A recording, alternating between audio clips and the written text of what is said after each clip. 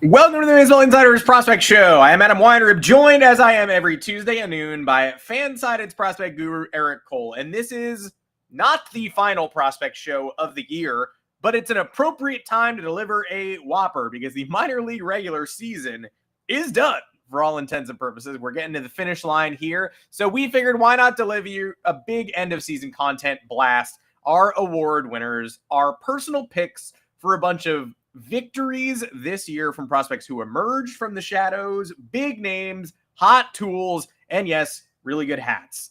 We have personalized our awards to the prospect show. These are not the typical awards that you'll hear from most outlets, and we are excited to get going. Eric, thank you for joining me. We certainly have a big show for anyone joining us for the first time.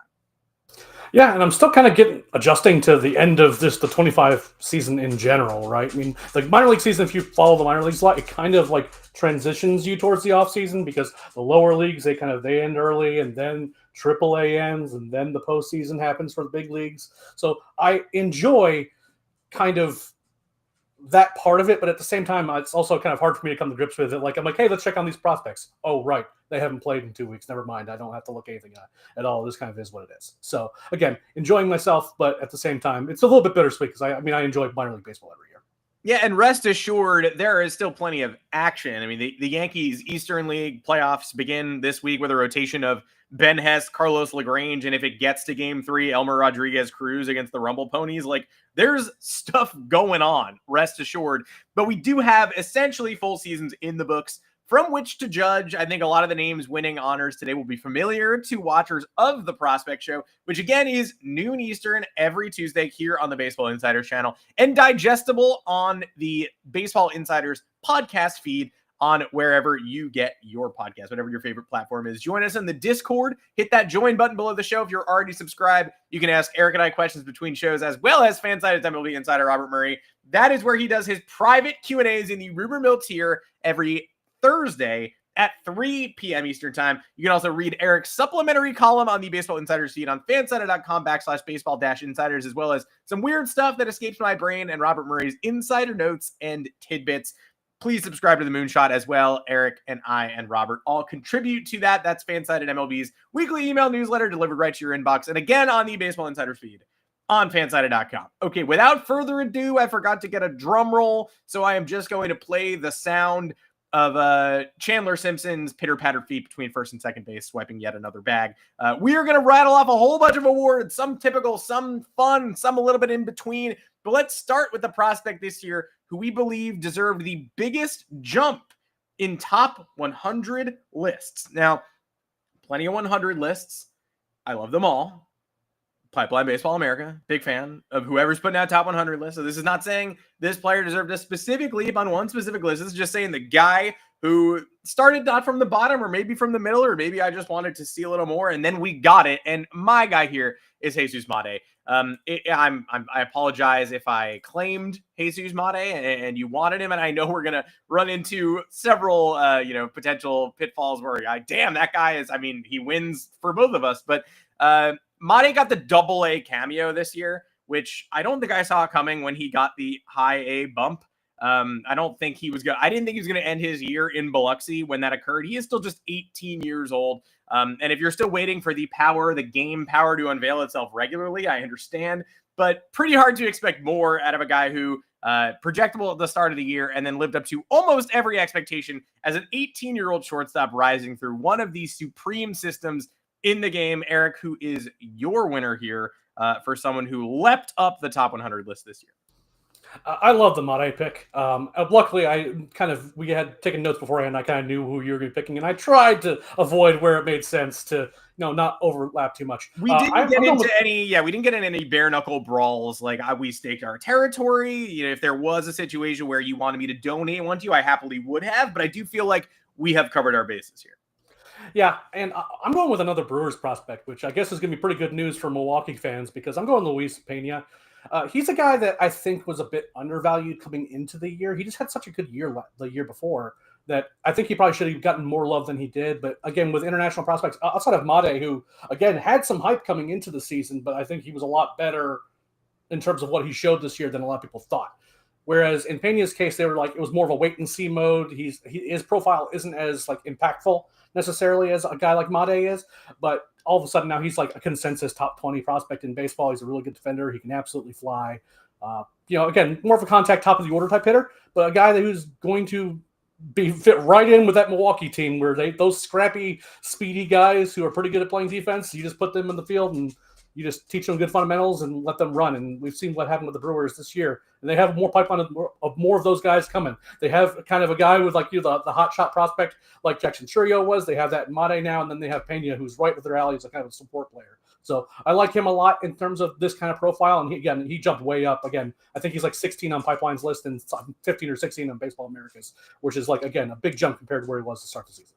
Yeah, there's not much going wrong in Milwaukee these days. I even heard that Bob Uecker in a letter said it's amazing that Luis Pena ended the season with 9 home runs and 64 RBI and a 270 average. No, that's pretty much the only thing going wrong in Milwaukee these days. I don't know why you guys did that. But otherwise, the Milwaukee Major League franchise and system looks pretty incredible. Now, this award is not meant to be insulting, this next one, but it's a compliment. You came out of relative obscurity to prove your mettle this season and made yourself undeniable by end of year. Now, I'm calling it the most surprising nobody, but again, that shows that you rose to excellence and may have even earned an MLB cameo. And so there I'm going to go with CJ Kayfus, who is up with the Guardians as they make a somewhat surprising late season playoff push. They cannot be killed. The Guardians' first baseman, 3rd round pick out of Miami back in 2023. And we got a lot of questions about him earlier in the year.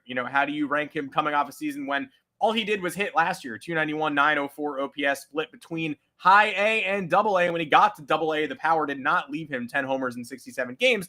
And we sort of said, he's one of those guys who, as a high pick, but not a first rounder, is just going to have to keep proving it to get the recognition that I think a lot of people in the comments were hoping would happen. And then lo and behold, he tore up AA for 16 games, got the AAA bump. Again, the power followed with 13 bombs in 68 games. And he has gotten himself a big league cameo at the age of 23.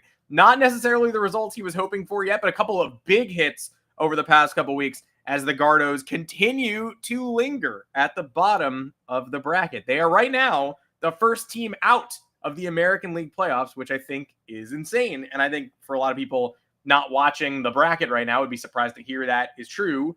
It is. And so he wins my award. Who are you giving this? Again, we promise this is an honor. Who gets the most surprising nobody from Eric Cole?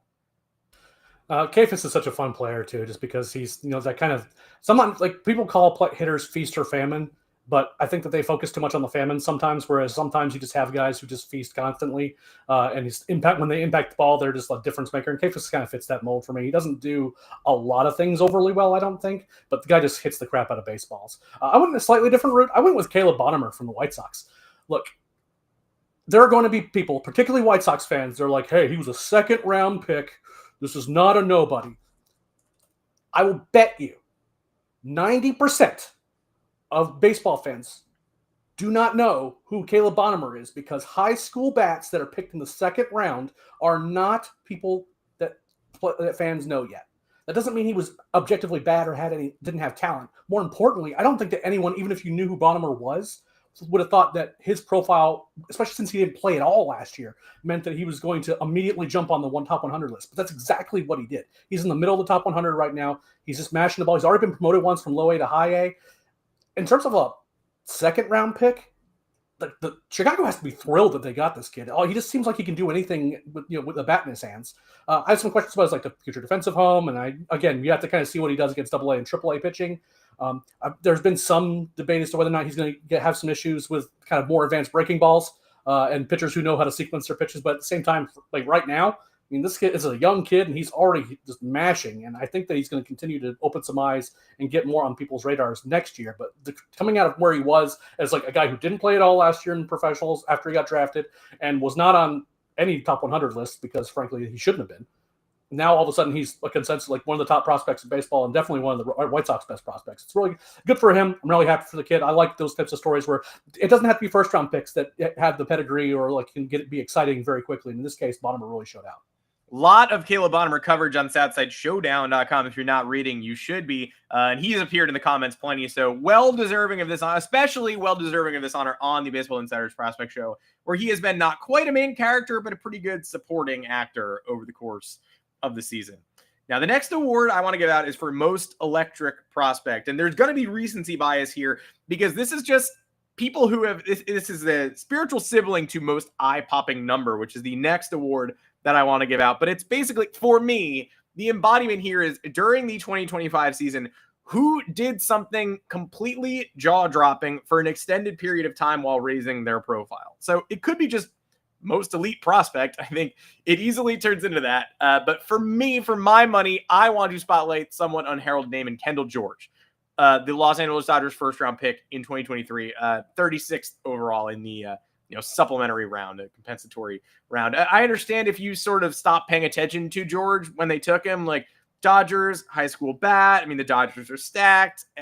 What does the bat do? Like, isn't he just an athlete first, baseball player second? Like, I don't know. When is the power going to come? Isn't it all about power these days? So we haven't necessarily seen the pop, sure. Just 3 home runs this season. And if you're tuned out on the 20-year-old, okay, fine. Well, here's the time to jump back in because he ended the year with 100 stolen bases. And people do that in the minors. Like, that's a tool people show off, and you can rack up higher totals, especially if you're running wild against inferior catchers without arms. But he did it in a way I've maybe never seen before. He racked up, let me just make sure I'm doing my math properly. Yeah, 61 of his 100 stolen bases in July and August, and 8 more in 3 games in September. So he was on a mission to complete this, yes, obviously, but also, it's tough to say, in the last 3 games, obviously, he was like, I need 8 more to get to 100. I don't know when he decided 100 will be the number, presumably, I think July 1st, perhaps, but 27 in July, 34 in August, and oh, by the way, he hit 378 with a 496 OBP. You can't steal bags in August to that degree unless you're on base all the time, which he was. He was on base 50% of the time in the month of August. He is my winner for most electric prospect this year, the heir apparent to the previously mentioned Chandler Simpson. I will say that I do have Kendall George on my list, but not for this category. Spoiler alert, the next category is going to feature him prominently for me. So there's a lot of choices here. You can go with a guy like Spencer Jones, who just can do kind of really exciting stuff on a baseball field. And I tried my best not to make this the best prospect in baseball, but I tend to, when I'm thinking about the best prospect in baseball, I also think of big upside, dynamic sort of players. I can't not put Connor Griffin here. I just can't do it. He will have games where he'll go 2 for 4 with a home run and a double and drive in 5 runs. The next game, he might only go 1 for 3, but he'll steal 2 or 3 bases and make a highlight reel defensive play or a gun guy out the plate or whatever. He can do it all. And when you're watching, you kind of don't know what you're going to get. In a lot of ways, he's somewhat similar to Ronald Acuna Jr. because sometimes Acuna is going to hit a 450-foot home run. And you're like, wow, the power on this guy. And sometimes he's just going to run rampant, get 2 walks in the game, but terrorize people on the base paths and make, again, a throw that no one else in baseball can make. That's the kind of electricity that I like, is that it just comes in a lot of different forms. A guy like George, I like him a lot. And again, seeing him run wild in the second half was very fun. But it's kind of you're never going to see him do much other than that. If he's going to be great, he's going to be great doing that. And that is fun. But I like kind of being surprised, what's Connor going to do today? I have no idea, but it's going to be fun. So for me, it's Connor Griffin. He's a special talent, and I really hope the Pirates don't screw him up. Yep. I guess we have to start thinking about that now that he's a Double-A. I have to start thinking about what happens when the big league Pirates get their hands on him. But that is a concern for 2026. We will do most unfortunate MLB debut in next year's award show. It's pre-reserved, but hopefully we don't have to include his name in that conversation. Now, electricity is stolen bases in my mind. That's why I'm giving Kendall George the nod there, but he could have easily won most eye-popping number for me. And so I'm going to default to the power department here. And you mentioned Spencer Jones. His season did not end the way that many Yankee fans wanted it to. He is not in the major leagues. He was not a September call-up. He did not replace Austin Slater. He did not step in for an injured Aaron Judge and Kevin Mossett for 10 days. But he hit 11 home runs in 18 July games, laying waste to the highest level of the minors. And if you've been waiting for Spencer Jones, This was the summer when you saw the Aaron Judge clone you pretended was there previously and then finally watched realize itself and its potential as a prediction this summer. You easily could, instead of saying 11 home runs in 18 July games, you could make the most eye-popping number the distances or the exit velocities. You could just rattle off the 106, 107, 110, 112, 114. Or if you could distill the word effortless into a number, just describing his swing every time he just got under, uppercut, and there it goes to left center. Like, you could also call, you could call that effortless, and you can make that the number as well. He is absurd, an incredibly talented man. And what does his Yankee future hold? I don't know, but I'm still glad they held on to him at the trade deadline, because I would rather, if there's a flame out, I'd actually rather see it in the system than elsewhere. I'd rather just them show the faith in him. What was available at the trade deadline this year that was worth cashing in the 11 homers in 18 July games? I'm not sure. And now I get to see what his progress looks like with the New York Yankees. So back to Kendall George. Here's the thing, right? I'm with folks that are like, hey, 100 stolen bases happens in the minor leagues. It's not particularly rare. I mean, it's not like it happens every year. I mean, we've had guys do it in the past. Obviously, Billy Hamilton famously was running wild when he was in the minor leagues all those years ago. But it's kind of how Kendall George has gotten to it that is kind of remarkable for me. Again, you're right that like the July-August numbers were insane. And the thing is, he was at high A, so these are like slightly more experienced catchers, right? Who more importantly knew that he was going to run at every available opportunity. And there were many times where they were pitching him out and they couldn't get him. They just couldn't. Like, literally pitch out, quick release, and he's beat them by half a second. Again, in terms of pure speed and athleticism, like, Kendall George is kind of where it's at. I do have some concerns about whether he's going to impact the ball enough. I kind of hope he doesn't end up as a Billy Hamilton type, but honestly, if he can be that sort of guy who hits for a bit more average than Billy did, I don't think anyone's going to be upset that you have a guy who's like stealing 67 bases a season, who's also a good defender, who maybe doesn't hit for much power. It's just not a profile that is easy to make work in the big leagues. But again, you don't see, like, it's one thing when you have a guy who like a Spencer Jones, for example. Obviously his home run totals when he's on, he's crazy on, but he also like strikes out a lot. You know what I mean? Like, you have a chance to get it, right? Yep. Half the time, like the last month of the season. I don't feel like you have a really much of a chance to catch George if he decides to run to second. Maybe third base. Maybe you can pick him off getting greedy at first. But if he decides to go and you deliver a pitch, he's very hard to catch. And that is kind of wild to me. It's that kind of, everyone knew it was coming. You know what I mean? It's not like a guy who like steals here and there and all of a sudden ends up with 30 bases. You know, he's not always going to run. He doesn't pick his spots. He's like, I'm on first base. Second's about to be mine. And more often than not, by a wide margin, he's usually right. And that's kind of wild. Yeah, and great. I'm so glad, an embarrassment of riches for LA. He is that's the team that gets to enjoy the automatic double on every single and walk from Kendall George moving forward. I was watching Chandler Simpson was up as the tying run was on third base with 2 outs and extras last night against the Jays, and he was the final out of the 10th. And I was watching it just going, I know this is 2025. Like, I know what world we live in, but also, like, bunt. Can you bunt? And he didn't. He popped out to center field, and it was just like, man, if we could ever just agree to go back to 1984, like, we could install turf for certain guys, be even more incredible to watch. I just want to see. I want to see a click for Chandler, and I want to see a click for Jones too. I'm with you, but I'm also understanding the fact that guys throwing 98 plus and squaring up to bunt against those guys, you're kind of taking your life into your own hands. So I sort of understand why no one's like itching to try to do a drag bunt these days, because the pitcher doesn't have to be off by much to basically ruin your career. So I get it. It's true. My oldest man take, though, is how I just miss good bunts. Like, I don't think bunts should happen all the time, but like sometimes they should, and I wish they were better. But yeah, pitcher stuff is disgusting to a degree that has rendered bunts largely irrelevant, and also they're an automatic out typically. So hey, I get it. But Chandler Simpson, bunt more, please. We've talked about a lot of speedsters. It is tough to pick a best tool in the minors. period. But we are going to try, and I almost feel like we're going to shake hands on this one because I couldn't shake Connor Griffin's hit tool, our favorite. So what are you about to name your best tool in the minors overall? It's a lot of the guys that we've already discussed on this show with one special standout talent. Griffin might be the best prospect with the best tool, but what are your thoughts here? I know this is going to be surprise you, Adam. I don't think Connor Griffin has the best hit tool in the minor leagues. Bang! So the way I think about this is that there's a lot of guys who get like the 80 grade speed, right? Or like a really strong arm. But not all tools are created equal to me. I think that the most important tool by a wide margin for an offensive player is a hit tool.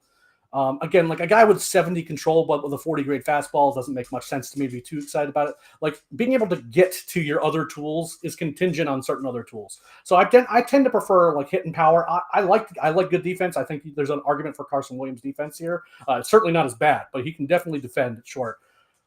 I'm going to go with JJ Weatherholt's hit tool. I just think this guy can flat out hit. Like every level he goes to, he was drafted last year.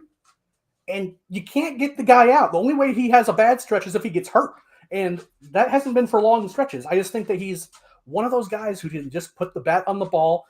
Is he going to impact the ball as much as Connor Griffin? No, he's not. And he'll hit for some power. He can run a bit. I think he's going to be kind of a 20-20 threat guy. I don't think he's going to be a 40-40 guy. I think 30-30 would require some things to go wrong on the base paths for him to get to 30, right?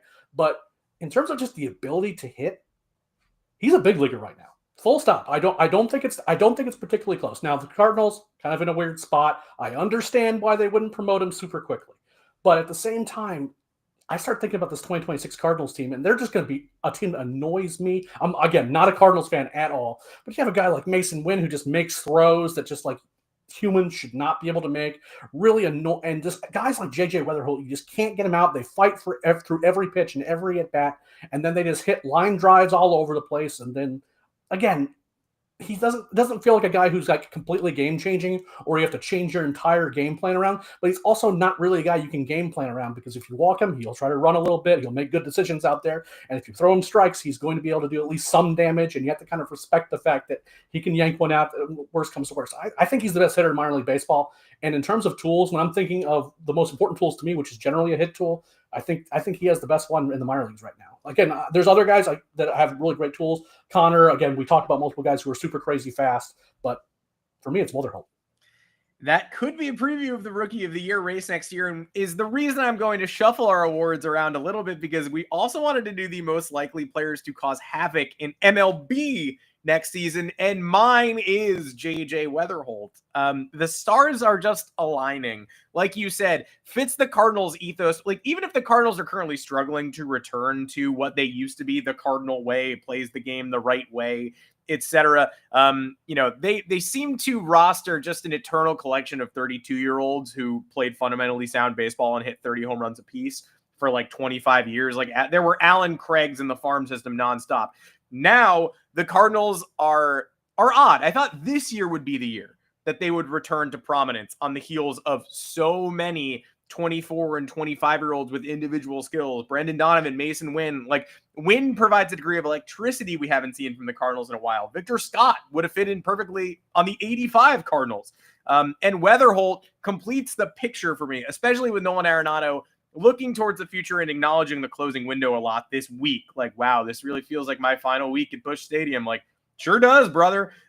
Perfect time to pass the torch to JJ Weatherholt next year. And I understand why he is not up this season, because things have not gone according to plan. The new Cardinals don't look like the future Cardinals just yet, but I think maybe not to quite the same drastic extent, but a lot of talk about what the Rafael Devers trade meant to the Red Sox and how it was so impactful to get Bregman in the third, trade him off the roster, get the presence out of the clubhouse. But then when you really look at it, Devers has been better than Bregman this year, and Roman Anthony was the key to turning a leaf into a new era of Boston Red Sox baseball. He is the MVP of that roster. They play like a runaway AL East champ with him and an under 500 club without him. And so I feel like not only is Weatherholt well-tailored and polished and ready for big league success, but he feels like a similar missing puzzle piece where it will unlock the whole picture once the Cardinals do decide to elevate him next year. So he is my rookie of the year, and he is my Cardinals culture changer, and that's why he wins this honor for me.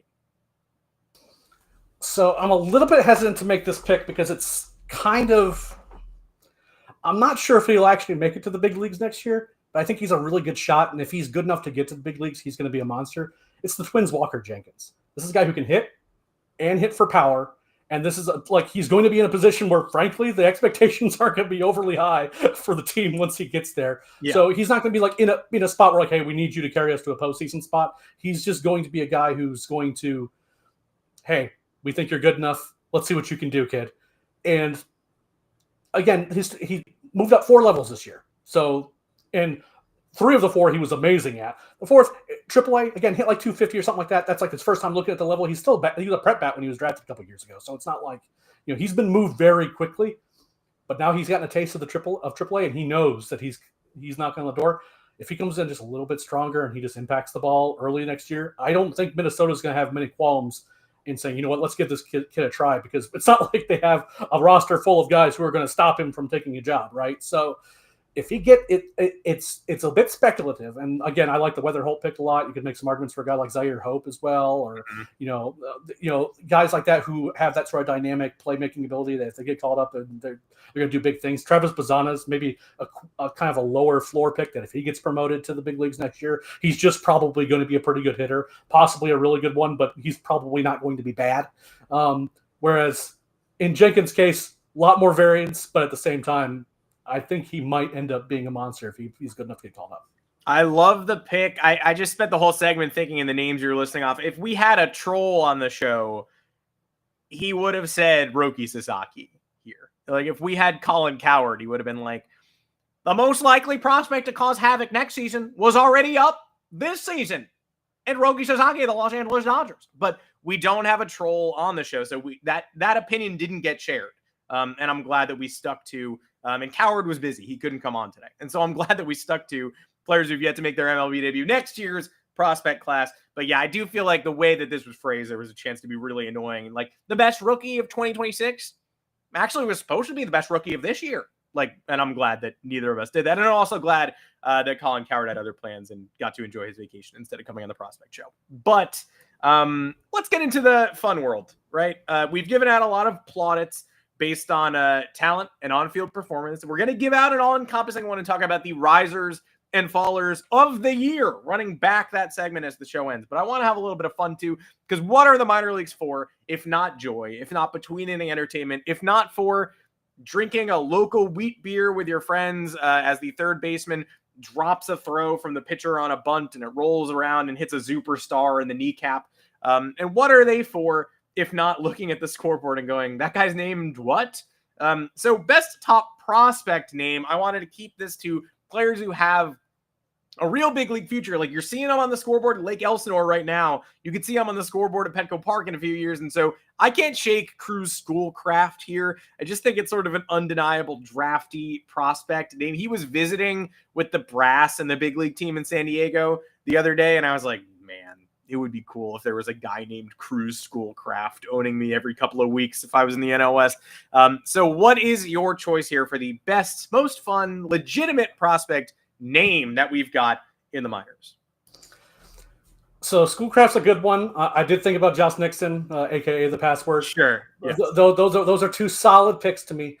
I'm going to go with Durangelo Sinja just because I think that there's a number of older broadcasters in particular that when this kid makes his major league debut, we are going to find out who did their actual preparation as to how to pronounce this kid's name, because I'm telling you, you're not going to be able to just figure it out just by looking at the letters in that name. You have to really kind of actually look into what he's been called and look at him in interviews and things like that, because again, and also he's just kind of a unique guy in general. You have Sinja as the last name, spelled in a way that you would never have picked it if you didn't know any better. And then you have the fact that he's a switch pitcher. And again, some people are going to tell on themselves, like, wait, why is he throwing with his left hand now? Why is he throwing with his right hand now?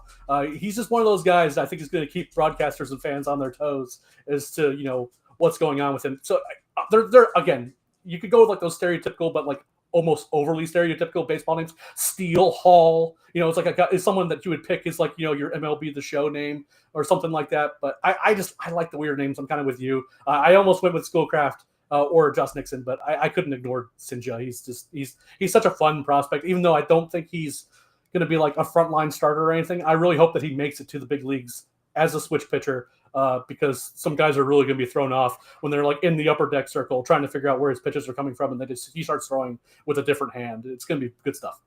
Sinja's tough, and it's also, again, I guess I didn't pick him because I was terrified to pronounce it, because, look, I have seen the terror tornado the Yankees announcers have gone through over the last month and a half trying to give me Cam Schlittler, because you have to say it all game. Sinja, maybe he's a short reliever at first. You get off light. You only have to do 9 minutes. Maybe. We don't know. Cam Schlittler is an hour 45 of good Schlittler. Oh, bad Schlittler. That's really took a Schlittler there. And he has acknowledged that he knows it's a challenge, and Ryan Ruocco has made a big joke of it a few times. You're just hoping that if they do make the postseason, and if he does get a start, you don't get a bad one on national TV. I hope Jim Cott is not calling postseason games this year for his own sake. That's really all I'll say about that. Another fun one. What about the best new minor league team hat? Again, branding is crucial at this level. I'm going to call this a tie. I don't want to choose between two that I loved. Two different hats in the Phillies system. There's a faux back in Lehigh Valley this year, the Iron Pigs. I deeply respect a faux back. And we've gotten a lot of Phillies minor league clubs doing variations on the maroon and powder blue the last half decade or so. And those are great. This is not a slam poetry piece about how those should not be used or should be discontinued.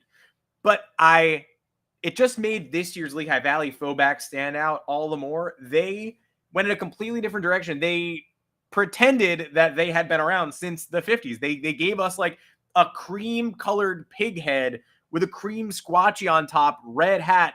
They crafted an alternate past that never existed. And it's a perfect hat. And I haven't bought it yet because I keep telling myself I don't want to buy it unless I go. And I haven't been. Man, it's good. But I'm going to tie it with the Reading Phillies, the Fightins, their Flapjack. They did a breakfast game. They do an annual 11 a.m. breakfast game, and they had, again, I'm a sucker for the faux back, an anthropomorphized 50s style flapjack, like a drive-in movie pancake straight out of Pat Murphy's pocket, just hitting it. It was like going through a follow-through. It's like the flapjack already swung, and it's admiring its work. It's looking at a long home run into the brunch sky. So those are my two. I couldn't pick a favorite between them. And no, I don't own either of them. Again, I'm trying to be a good boy. I got to go to the game before I pick up a hat. I haven't bought a minor league hat in a while. By a while, I mean like 3 months. But I don't own either of those yet. And I think I probably will someday. But I got to get to Pennsylvania first. Eric, what is your choice here for new minor league branding that reigns supreme? So I'm kind of honor bound to not pick a Phillies team. And more importantly, I like both those hats. The alternate identity for the Fisher Cats, the New Hampshire Space Potatoes, their hat that has kind of like that quintessential sort of very modern minor league rebranding look combined with the 90s color scheme to it. I can't get away from it. Again, I love the vast majority of the minor league rebrands I'm a big fan of. It kind of started with the jumbo shrimp way back when, and then it kind of slowly progressed. Now we have like the trash pandas, and there's so many just really fun ideas. At first they seemed kind of corny, but now it's the type of silly that I can get behind. I think that most of them have done a terrific job with kind of just embracing the silliness of it. And more importantly, I think that this type of rebranding has done a tremendous amount of good for minor league teams, because again, there's just people who love hats and love gear, and they are making some of the best gear out there right now, because major league teams are too busy like, oh, we have to make sure that our logo, it's either retro or it's very close to what we're using it now, maybe with a slightly different color. Minor league teams don't care at all. They're just like, no, let's throw that potato in a shower for no reason. It's just kind of, it's a lot of fun, and I think it's been great for minor league baseball. But for me, it's Space Potatoes. I respect your other picks, but I can't get away from that one. Yeah, and shout out to John Oliver, who gets it, who gave a national platform to this type of stuff this year. We at the Baseball Insiders Prospect Show salute you, salute the Moon Mammoths, and let's do more of this in 2026. We're going to circle back before we give out our ultimate honor because I do want to do the best 2025 draftee debut. I jumped the gun a little bit. I wanted to do some names and some logos and some flapjacks, but I do want to give some love to players who honestly have maybe only given us a month and a half of pro ball, but it's already been noteworthy. And my homer picks will continue. I didn't do that many homer picks. Spencer Jones, the only one so far. Dax Kilby has fought his way from, he wasn't even on Baseball Prospectus's pre-draft top 100, I don't believe. The Yankees penalized for their selections, didn't make a top pick until the middle of the second round. And they got Kilby, who debuted at Tampa, and I'm going to take the bold prediction and say played his final games at the level with the Tampa Tarpons, will be starting at High A Hudson Valley next year. 353, 457 OBP, 898 OPS, and top-notch exit velocity, and eye-popping walk rate, all that good stuff. Clearly moving up the boards already after debuting with, some fanfare, not much fanfare. A lot of experts already correcting the record on Kilby. It's hard to watch him and not see Ben Rice. And Rice was obviously plucked out of Dartmouth out of nowhere in the mid rounds. Kilby, while not a, top of the first round selection, went 39th overall in the Yankees. Still some pedigree there and justifying the pick early on and still just 18 years old. Eric, who do you pick here for the best pro debut as a 2025 draftee? I'm kind of boring, unfortunately. Look, so many of the first round guys just didn't play at all. And again, I kind of get it. And in terms of the other draftees, the guy who stood out to me was the guy who was picked first overall in Eli Willits. And it's not for the reason that you think, right? Because again, if it was the first round pick out of college, then sure, that's pretty boring. But high school bats aren't this is not the normal pick, right? He was not the consensus number one overall talent in this draft. The reason he was picked number one overall is because he was very good and also willing to sign under slots, so that way the Nationals could go and do other things. But I still think he played the best of all the guys who were drafted. He's hitting 300 as a teenager in pro ball. They put him right there in low A and just let him work. Again, similar to some of the other younger guys that we talked about, the power hasn't really showed up yet. But again, 15-game sample size, and he's still just does not seem overmatched at all by these professional hitters or professional pitchers who've been pitching all year. He just slotted right in and started hitting them. Again, just an impressive kid. Very annoying that he's going to be playing in my division for the foreseeable future. I do hope that the Nationals screw this up and trade him away. At the same time, I do think he's going to be a very good hitter. Again, maybe kind of that 20-25 homer guy at best, but at the same time, a guy who can just be kind of an all-around menace with the bat. I think he's very good. And in terms of the guys who have made their debut so far, which frankly isn't as many as I'm used to kind of seeing, if I'm just being honest, he's kind of the guy. At least, though, the Nationals are still somewhat starting from the bottom up. So you've got your James Wood Foundation, but I'm not sure what Dylan Cruz is. And maybe Willits, again, maybe he's still joining an in-progress Nationals team when you do see him instead of being the missing piece. But you're right. Seems like a demon pretty early. All right. Drum roll, please. Your minor league MVP of the 2025 full season. I'll let you go because, what are we doing here? I don't care that he hits right-handed. I don't care that he's not a switch hitter. It's Connor Griffin. It's just full stop. Name something on a baseball field that he can't do well. You won't have an answer other than hit left-handed because he's not a left-handed hitter, right? That's literally it. He probably can't be a catcher, although he'd probably be fine for a little while. I just don't think that kind of athleticism and his size would necessarily, acclimate well to being behind the plate all day. He can run, has a cannon for an arm, strong defender, high effort player, runs, can hit. It was in contention for the best hit tool in the minor leagues. Oh, and by the way, he has 60 grade power. I wrote in the article this morning that if he even comes remotely close, let's say 80 to 85% of his ceiling, he's a perennial MVP candidate. If he reaches his ceiling, we're looking at the best player in baseball. And that's kind of I don't throw that around. I don't. I've done it once ever, and I was right because I was Ronald Acuna Jr. Right? When he's on, he's the best player in baseball. Now Ronald has his own things with injuries, and things can still go awry with Connor. His hit tool could regress. Maybe he finds himself particularly vulnerable to certain types of breaking balls or whatever. His story is not written, but if he continues on this trajectory and he's kind of even remotely approaching what he can do, he's a menace. And again, a guy that we're all going to look back on and be why didn't I buy his baseball cards early? Why did I not see what this kid could become. And again, like kind of the way that some scouts talk about Mike Trout, right? Like when he was being scouted, everyone's like, God, how did I miss this kid? He's just like upstate New York, just kind of a guy that wasn't really on our radar. I thought he looked pretty good, but then there was this one scout who was willing to say, I will quit if you don't let me pick this kid. And they picked him, and he turned into a monster. This is that kind of talent. Now, will it work out? I'm never going to say that it's going to be a certainty, but in terms of like what I think is relatively certain that he makes it to the big leagues, as well as overall ceiling, this kid's objectively insane. And I love watching him play. I love seeing what he can do. I love that at every level that he's gone to, he's risen to the challenge. He's just been a tremendously fun talent to watch this year. I look forward to seeing what he does next year. And again, please, Pittsburgh, please don't screw him up, because baseball fans everywhere deserve to see this kid do well. My selection as well. We are the handshake meme here. This one was not hard. And again, in terms of investing in someone's future, buying sports cards, buying first-year Bowmans, a classic example of debut price being high, going, I don't know, that's pretty high. And then watching it just go way higher as the person becomes the best prospect in baseball. And then you learn, again, the hard lesson that, like, 250 is a lot of money, but 900 is more. I could have made more if I'd spent that first chunk of money.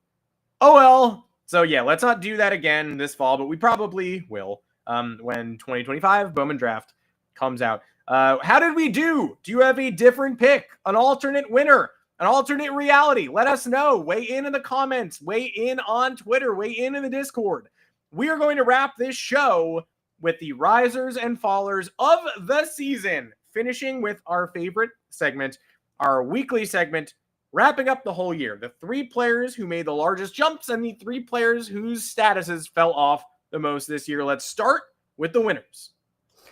So this is really tough because there's a lot of guys who have really kind of made names for themselves this year. We've mentioned a lot of them on this show, actually.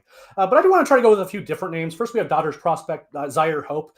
Again, a guy that was probably undervalued coming off a strong year last year, but then early on it became apparent that it wasn't kind of a flash in the pan season. The numbers don't really tell the whole story with Zaire, and I think he's just gotten better at the longer he's been at an individual level. And I think he's going to be in play for a big league call-up next year. Again, dynamic talent. I really love what he's shown this year. Another guy is Jonah Tong. This was not the Mets pitching prospect that I thought we were going to be talking about at the end of the season. I thought it might be Brendan Sprout as a guy who can kind of, throw a bunch of pitches, all of them pretty good. But instead we have Jonah Tong with that, funky delivery of his, that over-the-top delivery that kind of creates this weird form of deception and has gotten into the calls to the big leagues. And frankly, that Mets pitching staff is starting to look a little bit more interesting. If only the rest of the team could actually pull things together, that could be a lot better. And the other one, Peyton Tolley. I just don't know what this list would make much sense if we didn't include him. Big time strikeout stuff, was not on anyone's radar going into the season beyond it's kind of a fringe sort of prospect. And then all of a sudden he was striking out everyone in the minor leagues, forced his way into the call-up discussion, and ultimately got the call-up. Has had a couple hiccups here in the major leagues, but in fact, it's going to happen. Overall, I don't think anyone looks at that kid and thinks he can't be a big league pitcher. Connolly early too. I thought Tolley might be a short reliever, and I guess maybe he will be, but there's no indication so far that that's how. I thought that stuff will play up in that role. He'll be a nasty 8th inning sentiment, heir apparent to Justin Wilson in Boston. I had no idea what I was talking about. Maybe Brandon Clark will be on next year's show in the same department too. The Red Sox keep finding him. Similarly to Eli Willits, not pumped about that from my personal perspective. What about the unfortunates, the fallers? And sadly, we have to close the award show with this. And I'll do a big plug for all our content at the end, so we don't have to say, thanks for watching the awards, and here are the players who were bad this year. But who were those players? Again, it kind of starts with me with Ethan Salas, and it's not really his fault. He got hurt, wasn't able to do much this year. But again, you're kind of getting to the point where he had a bad season last year. Now he missed a bunch of time this year. This trajectory that he was on as a teenager, all of a sudden, it's not so exciting anymore because he hasn't been particularly good for 2 years now. What's he going to come back and look like? It's a bit unfortunate, but his stock has certainly taken a hit. Noah Schultz is another guy who is big-time stuff, but at the same time, there's command issues. There's some injury concerns. There's some effort in that delivery. a big frame guy who, if things go wrong, they're going to go really wrong just because the levers are longer. And unfortunately, this hasn't looked particularly good. I do like him still, and I hope that it works out, but the stuff is there. Just the command is a little bit concerning. And the last one I think is Seaver King. This is a top 10 overall pick last year, and everyone thought he was just going to mash coming out of Wake Forest, and instead he's been kind of pretty ordinary this year in terms of like the hit tool and things like that. And all of a sudden, you don't really hear much about Seaver King saying, hey, this is going to be a good move quickly. He's probably going to be another couple of years if he gets to the major leagues at all. So those are kind of my three, but there's a lot of choices for both categories. And Wake Forest sort of has an overwhelming number 1 in that class, which has made Seaver King's inability to ascend even more jarring. Well, again, what did we get wrong? Check out the Baseball Insiders feed on fansided.com/baseball-insiders and subscribe to the Moonshot to get Fansided MLB content delivered straight to your inbox from Eric, Robert Murray, and myself. Also, what did we get right? Like, tell us what we got right. Don't just check in to say what you disagree with. If you're like, spot on, Kendall George, you'll never see 11 home runs in 18 games with Spencer Jones again. Or, I love that flapjack. Come on in, let us know what we got right. Let's have a positive conversation. But if you do want to burn us or give alternative theories or history, we are here and ready to talk about it. You can join us in the Discord, subscribe to this show, subscribe on your favorite podcast feed, and then come ask us questions. Come for Robert Murray's Q&A, 3 o'clock Eastern every Thursday in the Rumor Mill channel, and stay to interact with Eric and I on the wonderful world of minor league prospects. Stay tuned for our next show. I think we're going to go live still most Tuesdays at noon. You can expect a prospect show, but we're going to keep in touch on cadence as the minor league season wraps and as we move into the offseason, winter meetings, and some of these prospects start to change hands once again. For Eric Cole, I'm Adam Weinrib. Take care, everybody, and we will see you next show.